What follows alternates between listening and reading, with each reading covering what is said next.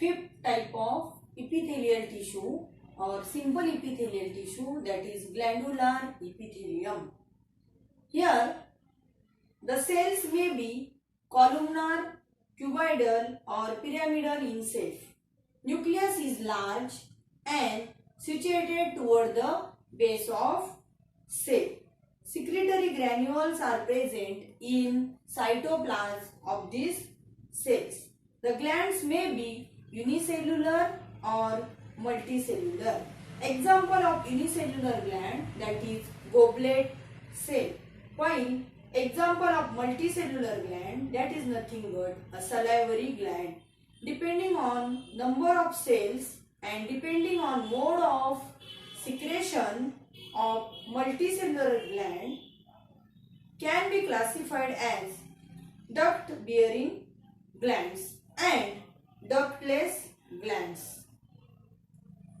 Duct bearing glands are known as exocrine gland, while ductless glands are known as endocrine gland. Exocrine gland pour their secretion into a specific site or at a specific site. For example, salivary gland and sweat glands are example of exocrine gland. But endocrine glands release their secretion directly into blood stream. Endo means in. They secrete their secretion directly into blood stream. Hence, they are known as endocrine gland. Example of endocrine gland, that is thyroid gland and pituitary gland. Function of glandular epithelium is nothing but to secrete mucus, a sticky substance, that is mucus, which trap dust particle, and they lubricate the inner surface of respiratory and digestive tract. Again, next function, that is secretion of enzyme and hormones, that means glandular epithelial cell secrete enzyme and hormone. These are the two functions of glandular epithelium. Next type of simple epithelium, that is sensory epithelial tissue. It is composed of modified columnar cell, elongated neurosecretory cell or neurosensory cell. Sensory hairs are present at the free end of the cells. Their function is nothing but perceive external as well as internal stimuli. These sensory epithelial cells found in nose, ear and eye.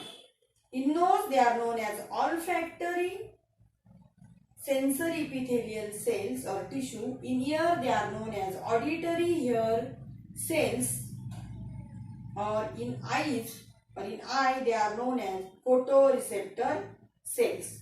Next, that is germinal epithelial tissue. This germinal epithelial tissue divides meiotically and they form gametes or haploid gametes, that means sperms and ova or ovum. At first, they meiotically divide and produce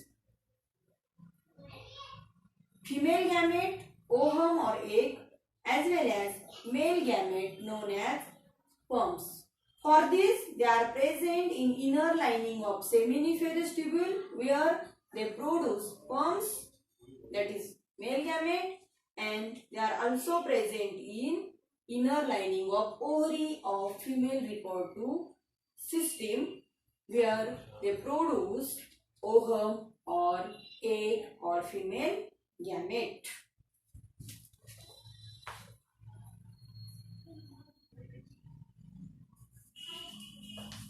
Second type of epithelial tissue, that is compound epithelial tissue. There are again of two types, stratified or transitional compound epithelial tissue. And first, stratified epithelium. In this, nucleus is present in stratum germinativum. Cells at free surface become flat and they lack nucleus called stratum corneum. Function of stratified compound epithelial tissue is nothing but protection. They are present in epidermis of skin, esophagus, cornea of eye and vagina and rectum of digestive system. Okay? Function is nothing but protection. Second type, that is transitional epithelial tissue or transitional compound epithelial tissue. Structure of transitional epithelial tissue is same like stratified epithelial tissue. Cells undergoes a change in their shape and structure depending on degree of stretch. That means how much they get stretched.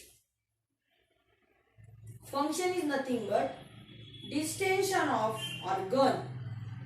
That means expansion of organ.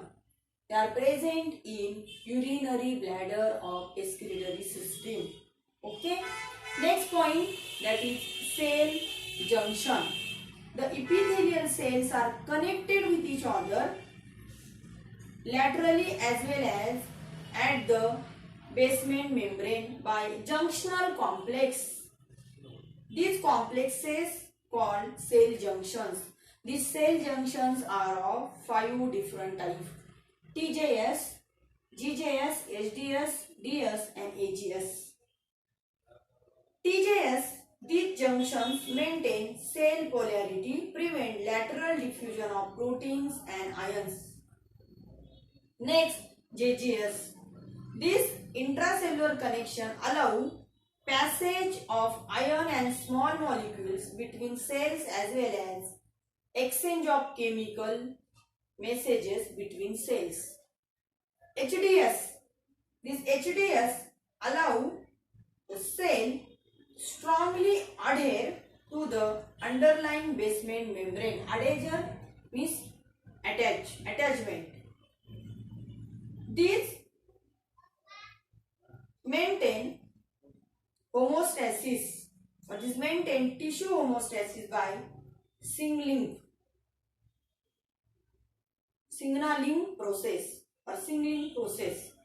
Next, DS. This is known as desmosomes.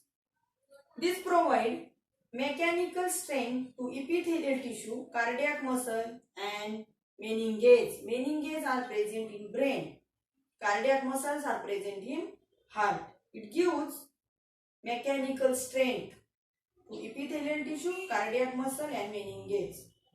Next, last, that is AJS. Adherence junction. They are known as adherence junction. Involving various signaling pathway and